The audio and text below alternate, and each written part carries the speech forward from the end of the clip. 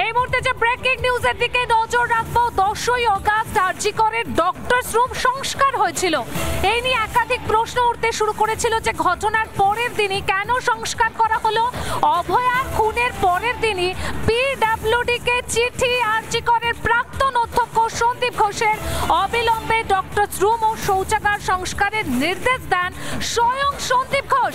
জানানো হয় স্বাস্থ্য সচিব ও স্বাস্থ্য শিক্ষা অধিকর্তাকেও রিপাবলিকের হাতে সন্দীপের সেই সই করা চিঠি প্রমাণ নষ্ট করতে কি তড়িঘড়ি সংস্কারের নির্দেশ দেওয়া হয়েছিল? স্বাস্থ্য সচিবও জানতেন অপরাধস্থল ভাঙার বিষয়টি। নিউজ রুমে রয়েছেন আমাদের আরেক প্রতিনিধি কিশলয়। কিশলয়, যে প্রশ্নটা বারবার ঘুরপাক খাচ্ছিল যে কেন অবিলম্বে ডক্টরস রুম সংস্কার করা হলো, এবার তো স্পষ্ট হয়ে যাচ্ছে পুরো ব্যাপারটাই প্রাক্তন অধ্যক্ষ তিনি স্বয়ং নির্দেশ দিয়েছিলেন। আরো বিস্তারিত জানবো তোমার কাছ থেকে কিশলয়।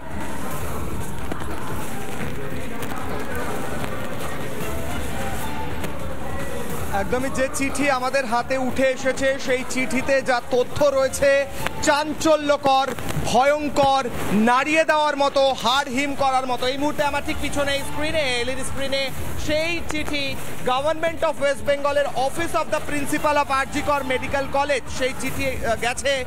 ডেটটা দেখো, তারিখটা দেখো দর্শকরা, এই তারিখ দেখুন 10/8/2024। 9 তারিখ অভয়ার দেহ উদ্ধার হয়, 10 তারিখ এই চিঠি দেওয়া হচ্ছে। এবার এই চিঠির ভয়ঙ্কর বয়ান আমি দেখাচ্ছি দর্শকদের। এক্সিকিউটিভ ইঞ্জিনিয়ারকে এই চিঠি দেওয়া হচ্ছে পিডব্লিউডির। লেখা হচ্ছে সাবজেক্টের মধ্যে যে এই রিনোভেশন বা রিপেয়ার কাজ, রিকনস্ট্রাকশনের কাজ অন ডিউটি ডক্টরস রুম 5 মিটার দূরে সেমিনার হলে যেখানে দেহ উদ্ধার হয়েছে সেখানে করতে হবে on an urgent basis. Urgent বেসিসে করতে বলা হচ্ছে, অর্থাৎ এই মুহূর্তে করা হোক, এক্ষুনি করা হোক। এবার চিঠিতে কি লিখছেন সন্দীপ ঘোষ দেখো। I would like to inform you that there are deficiency of on duty doctors room. হঠাৎ করে ওনার মনে হয়েছে যে ডক্টর রুম যথেষ্ট নয় এবং সেটিকে বাথরুম টয়লেটের কথা বলা হচ্ছে, সেটিকে রিনোভেট করতে হবে।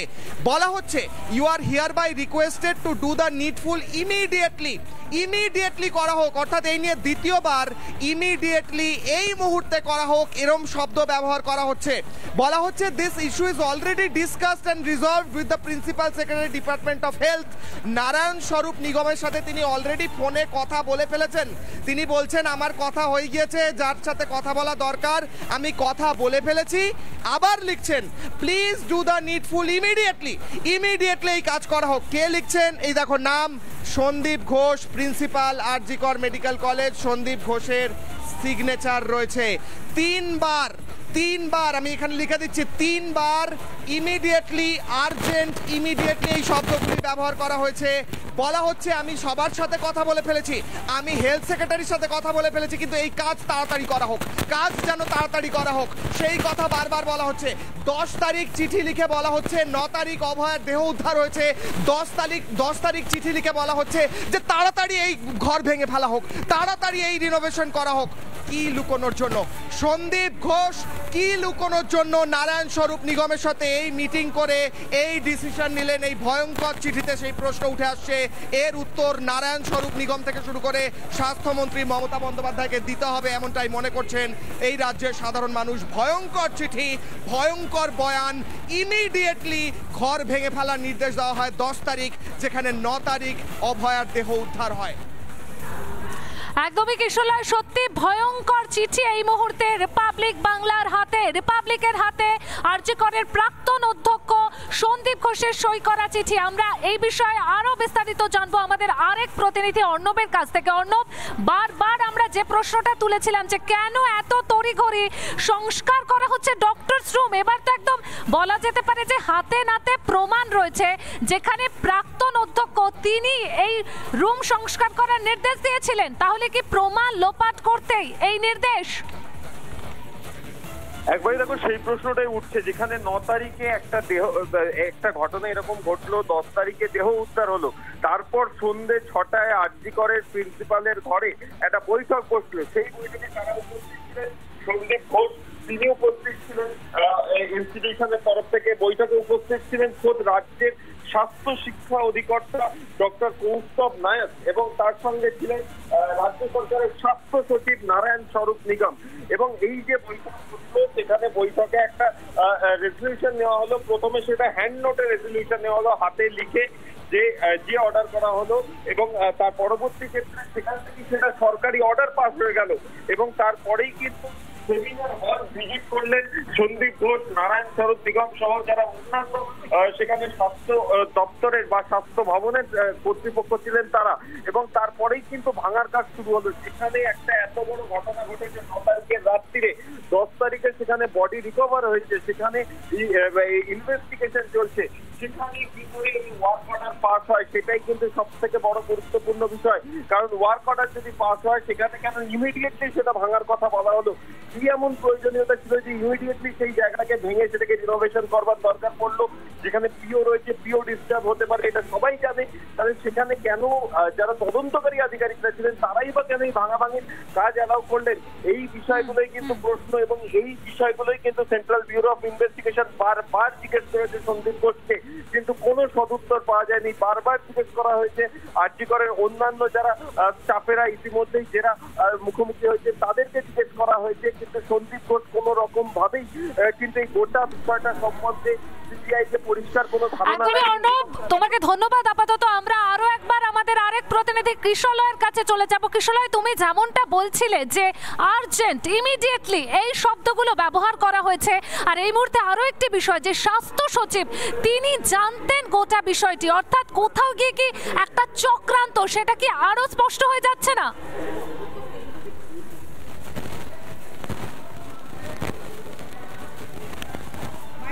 পায়েল, সাধারণ মানুষের মস্তিষ্ক কি বলে আমরা সেই চিঠি দেখাবো। এবং এই মুহূর্তে আমাদের সঙ্গে ফোনে রয়েছেন চিকিৎসক সুবর্ণ গোস্বামী। সুবর্ণবাবু, ডক্টর সুবর্ণ গোস্বামী রয়েছেন। ডক্টর গোস্বামী, আমাদের কাছে যে চিঠি এই মুহূর্তে হাতে এসে পৌঁছেছে, সন্দীপ ঘোষ সাইন করেছেন 10 তারিখ। তিনি সেই চিঠিতে লিখেছেন 3 বার যে আর্জেন্ট বেসিসে ইমিডিয়েটলি এই ঘর ভেঙে ফেলা হোক, পাশের ঘর সেমিনার রুমের। এবং তিনি বলছেন নারায়ণ স্বরূপ নিগম স্বাস্থ্য সচিবের সাথে মিটিং হয়ে গিয়েছে, সব কথা হয়ে গিয়েছে, দ্রুত এই ঘর ভেঙে ফেলুন, আর্জেন্টলি ভেঙে ফেলুন, আর্জেন্টলি। কি মনে হয় প্রমাণ লোপাটের চেষ্টা ছাড়া আর কি হতে পারে? আমরা প্রথম দিন থেকেই চিকিৎসক সংগঠনগুলো এইটা নিয়ে সরব। আমরা বলেছিলাম যে সন্দীপ ঘোষের নির্দেশেই এটা ভাঙা হয়েছে এবং সেটা স্বাস্থ্যকর্তারা সকলেই জানতেন। আজকে প্রমাণ হাতে এসছে, ওই চিঠির কপি সংবাদ মাধ্যমে এসছে। আমরা দেখুন প্রথম দিন থেকে যা যা বলে আসছিলাম প্রত্যেকটি পরবর্তীকালে হচ্ছে যে প্রমাণিত হচ্ছে যে আমরা তথ্য প্রমাণের ভিত্তি ছাড়া কোনো কথা আমরা মন গড়া বলিনি। সেই জন্যই আমাদের দাবিগুলো মানুষের দাবিতে পরিণত হয়েছে। এই যে সন্দীপ ঘোষের নির্দেশেই সরাসরি ওটা তথ্য প্রমাণ লোপাটের জন্য রেনোভেশনের নামে ভাঙচুর করা হয়েছে সেমিনার রুমের পাশে, ওটা সেইটা হচ্ছে যে আমরা কিন্তু প্রথম দিন থেকে বলে আসছিলাম। যেদিন হচ্ছে যে সিবিআই এর হাতে ঘটনা হচ্ছে যে হাইকোর্ট কেসটা তদন্তভার দিয়ে দেয়, সেই দিন সন্ধ্যেবেলায় ওটা হচ্ছে যে ভাঙাভাঙি শুরু হয় এবং হচ্ছে যে ইঞ্জিনিয়ারদেরকে লিখিত নির্দেশ দেন হচ্ছে যে আমাদের তদানীন্তন অধ্যক্ষ সন্দীপ ঘোষ, এবং এই চিঠির কপি দেওয়া হয় ডিএমই এমনকি হেলথ সেক্রেটারিকে, অর্থাৎ তাদের জ্ঞাত সারেই পুরোটা হয়েছে। সুতরাং আমাদের যে অভিযোগ ছিল সেটাই যে সত্য প্রমাণিত হলো। আজকে তথ্য প্রমাণ হাতে এই চিঠি আমরা সিবিআই এমনকি আমাদের আইনজীবীদের মারফত সুপ্রিম কোর্টেও পৌঁছে দিচ্ছি যে প্রকৃত এটা হচ্ছে যে সঠিক তদন্ত, যথাযথ তদন্ত যাতে হয় যে কেন এরকম তথ্য প্রমাণ লোপাট করার চেষ্টা করছিলেন, কি স্বার্থে, কাদের আড়াল করতে, সব সত্যতা যেন বেরিয়ে আসে।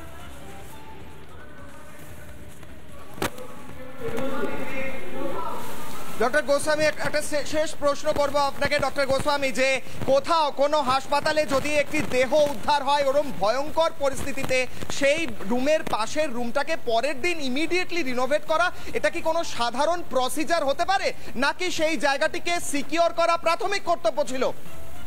প্রথম কথা আমরা বলছি যে এটা বিরলতম একটা ঘটনা, সারা পৃথিবীতে এই কথা এরকম শোনা যায়নি, ভারতবর্ষ ছেড়ে দিন, যে ডিউটিরত অবস্থায় একজন মহিলা চিকিৎসক ধর্ষিতা হচ্ছেন এবং খুন হচ্ছেন তার নিজের হাসপাতালেই ডিউটিরত অবস্থায়।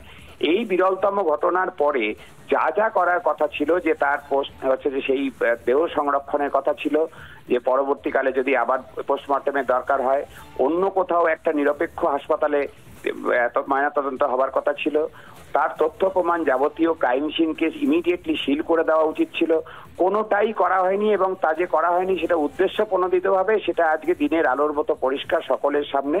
সেই জন্যই আমরা বলছি যে তথ্য হচ্ছে তদন্ত ধামাচাপা দেওয়া, তথ্য প্রমাণ লোপাট করার যাবতীয় যা যা চেষ্টা, যে তৎপরতার সঙ্গে দেহ পোড়ানো হয়েছে, যে তৎপরতার সঙ্গে রেনোভেশনের নাম করে ক্রাইম সিনের কাছে ভাঙচুর চালানো হয়েছে, এই সমস্তটা হচ্ছে যে অনেক একটা পূর্ব পরিকল্পনার ফসল।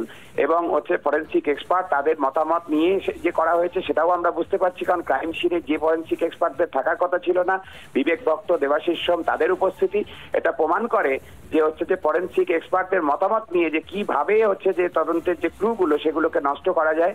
এবং যারা নষ্ট, ওই সিন্ডিকেট রাজ যারা চালাচ্ছে সারা রাজ্যের স্বাস্থ্যক্ষেত্রে, আমাদের স্বাস্থ্য ভবন, স্বাস্থ্য বিশ্ববিদ্যালয়, medical council, health recruitment board, সবকটা মেডিকেল কলেজের সমেত যে অপরাধ চক্র চলছে, যে লুটতরা যে রাজত্ব চালাচ্ছে যারা, তারাই দেখা যাচ্ছে, তাদেরকেই ক্রাইম সিনে দেখা গেছে।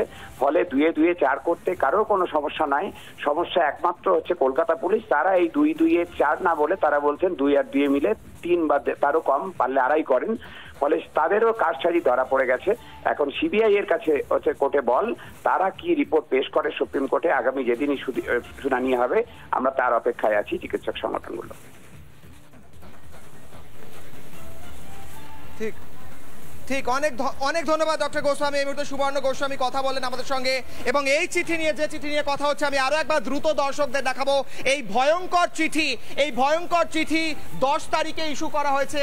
আমি আরো একবার দেখাবো, 10 তারিখে ইস্যু করা হচ্ছে এই ভয়ঙ্কর চিঠি। আমি জুম করে দেখানোর চেষ্টা করছি।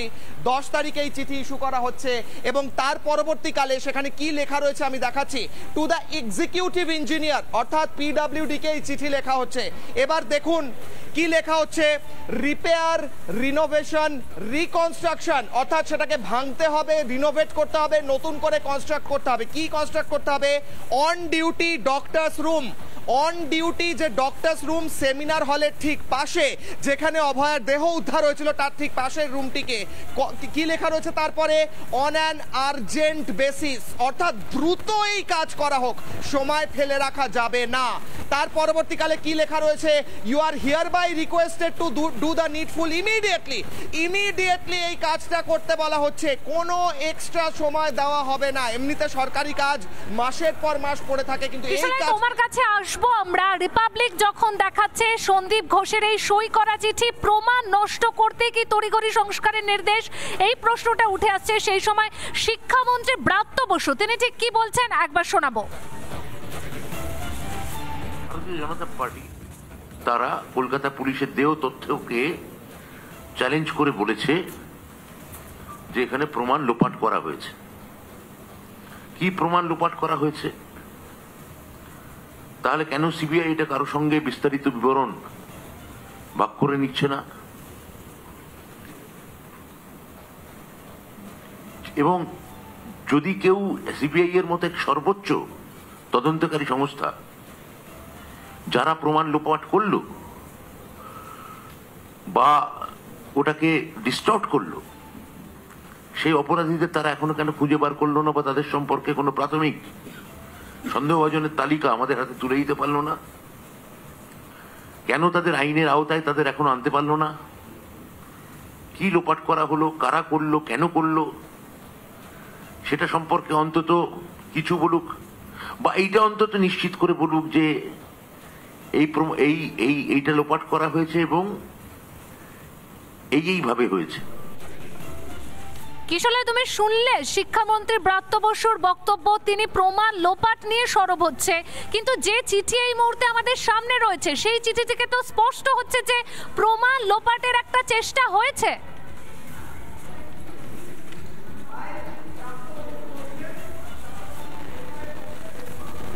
পায়েল, ব্রাত্য বসু বলছেন, ব্রাত্য বসু যেভাবে বলছেন ঔদ্ধত্যের সঙ্গে বলছেন এবং সিবিআই এর কথা বলছেন, প্রমাণ লোপাট হয়নি সে কথা বলার চেষ্টা করছেন, কিন্তু এই চিঠি বাংলার মানুষকে স্পষ্ট করে দিচ্ছে কিভাবে প্রমাণ লোপাটের চেষ্টা হয়েছে। বিজেপি বিধায়ক শঙ্কর ঘোষ এই মুহূর্তে আমাদের সঙ্গে ফোনে রয়েছেন। শঙ্কর বাবু, যে চিঠি আমাদের হাতে রয়েছে, সন্দীপ ঘোষ এই চিঠি লিখছেন পিডব্লিউডি কে, 3 বার লিখেছেন আর্জেন্টলি, ইমিডিয়েটলি এই ঘর ভেঙে ফেলা হোক, সেমিনার রুমের পাশে নতুন করে বানিয়ে ফেলা হোক। কোন সরকারি কাজে এত দ্রুততা আমরা এর আগে দেখিনি, যে কাজের জন্য সন্দীপ ঘোষ এরকম ভাবে লাফাচ্ছিলেন বলা যেতে পারে। কি মনে হয় প্রমাণ লোপাট ছাড়া আর কি হতে পারে?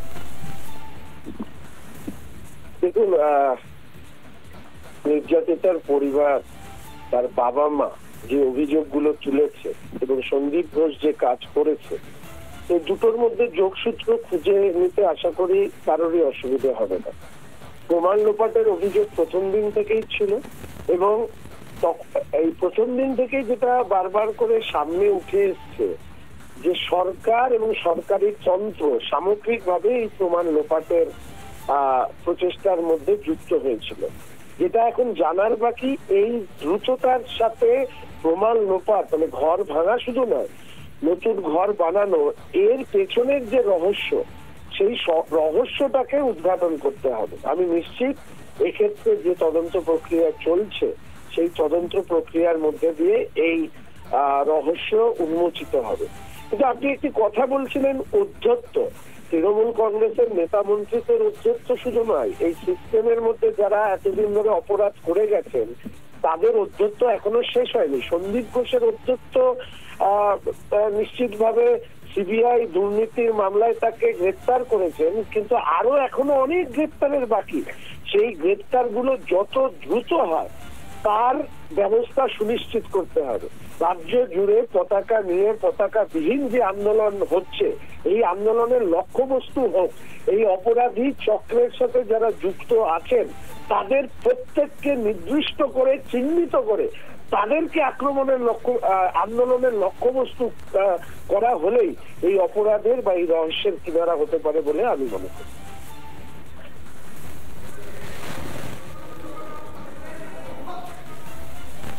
একেবারেই শঙ্করবাবু, অনেক ধন্যবাদ। শঙ্করবাবু বলছিলেন ঔদ্ধত্যের কথা একদিকে, প্রমাণ লোপাটের কথা একদিকে, এবং আরেকদিকে এই চিঠি উঠে আসে।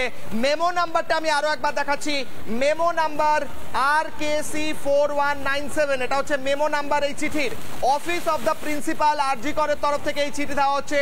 ডেট হচ্ছে 10 তারিখ, যেদিন অর্ডার হয়েছে সেই 10 তারিখের 9 তারিখ রাত্রে খুন, 10 তারিখ সকালে বিকেল 6টার সময় হঠাৎ করে আর্জেন্ট মিটিং, সেই মিটিংয়ে ছিলেন নারায়ণ স্বরূপ নিগম হেলথ সেক্রেটারি।